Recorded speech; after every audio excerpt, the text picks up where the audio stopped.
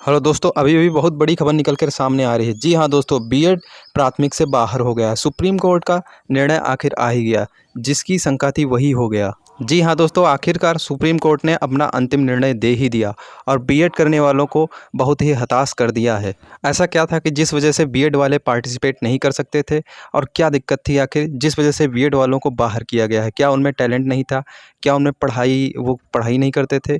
आखिर क्या बात थी जिस वजह से सुप्रीम कोर्ट ने ऐसा निर्णय लिया? जैसा कि दोस्तों आप जानते हैं, बीएड वर्सेस बीटीसी काफ़ी समय से ही चलता आ रहा था विवाद इसका, और राजस्थान में भी इसके लिए काफ़ी दिन से विवाद चलता आ रहा था। आखिरकार फैसला आ गया और बीएड को प्राथमिक से बाहर कर दिया गया। तो बीएड वाले स्टूडेंट के लिए तो बहुत दुखद खबर है, इसको बहुत दुखद खबर कहा जाएगा, क्योंकि उनकी जो आशा थी, जो इच्छाएँ थी, और जो उन्होंने सोचा था भविष्य में कि मेरा भी भविष्य उज्जवल होगा, हम भी कुछ अच्छे अच्छे मतलब कर पाएँगे, अच्छी लिविंग लाइफ जी पाएँगे, वो तो ऐसा दिखता हुआ नहीं नज़र आ रहा है। तो ये नहीं समझ में आ रहा था आखिर बीएड को प्राथमिक में शामिल क्यों किया गया था? अगर बाहर ही करना था तो इसे प्राथमिक में क्यों शामिल किया गया था? क्या केवल चुनावी लॉलीपॉप देने के लिए इसे शामिल किया गया था, या फिर कोई और भी इसका रोल था? क्योंकि अब जानते हैं यूपी में चुनाव नहीं है इसका। यूपी में चुनाव नहीं है इस समय प्रेज़ेंट टाइम में, लेकिन एमपी में चुनाव था, तो वहाँ पे बीएड को जो है शामिल कर लिया गया था। तो दोस्तों आप जानते हैं कि बीएड वर्सेस बीटीसी करा के स्टूडेंट को आपस में ही लड़ाया जा रहा है। क्या वो पात्र नहीं है या वो पात्र नहीं है? क्या वो पढ़े लिखे नहीं है या फिर बीएड वाले पढ़े लिखे नहीं हैं? ऐसा तो है नहीं कि और बीटीसी वाले पढ़े लिखे हैं, डीएलएड वाले पढ़े लिखे हैं, बीएड वाले पढ़े लिखे नहीं हैं। तो बीएड वाले ही पढ़े लिखे हैं ना, तो मौका तो सबको मिलना चाहिए। ऐसा फैसला क्यों आना चाहिए कि किसी की आत्मा आहत हो या वो निर्णय बिल्कुल ही सही ना हो? दोस्तों यहाँ पे मैं बीएड वालों को सपोर्ट इसलिए कर रहा हूँ क्योंकि बीटीसी वाले लोग भी समझें कि वो भी किसी एग्ज़ाम की प्रिपरेशन कर रहे थे, वो भी प्राथमिक की तैयारी कर रहे थे। अगर आपको कंपटीशन करना है तो उनके साथ भी कर सकते थे। ऐसा तो था नहीं कि वो कंपटीशन आपसे नहीं करते और आप भी शामिल होते तो आपको भी कोई दिक्कत नहीं होती। दोनों लोग, जो भी कंपटीशन में आगे निकलता, जो भी एग्ज़ाम निकालता, टेट सुपर टेट निकालता, वो आखिर क्वालीफाई होता और उसको जॉइनिंग मिलती, तो इसमें क्या दिक्कत थी? दोस्तों सुप्रीम कोर्ट के इस फैसले का असर जो है बिहार शिक्षक भर्ती पे नहीं पड़ेगा, क्योंकि वहाँ पे पहले से फॉर्म भरे जा चुके हैं। लेकिन अब सुप्रीम कोर्ट का फैसला तो आ ही चुका है। इसका मतलब ये ही है कि बीटीसी ही हर जगह पात्र होंगे। प्राथमिक से बीएड वालों को हर राज्य में बाहर किया जाएगा, धीरे धीरे हर राज्य से बाहर होंगे। तो आप अगर चाहते हैं कि बीएड को प्राथमिक शामिल किया जाए तो घर में मत बैठिए और कोई अहम निर्णय या फैसला दीजिए।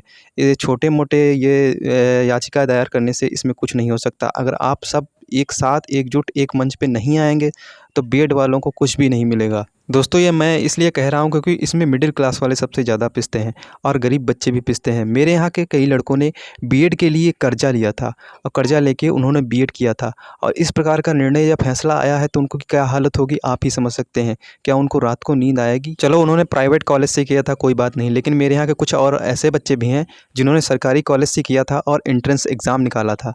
क्या उनमें कोई दम नहीं था?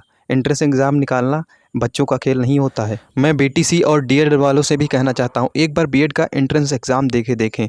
क्या वो एग्ज़ाम ऐसे हल हुआ आता है या ऐसे ही एग्ज़ाम निकल जाता है? जैसा आप सोच रहे हैं ना, वैसा नहीं होता है। तो बीएड वालों को जो उम्मीद थी सुप्रीम कोर्ट से, वो तो उनकी उम्मीद पूरी तरीके से टूट गई।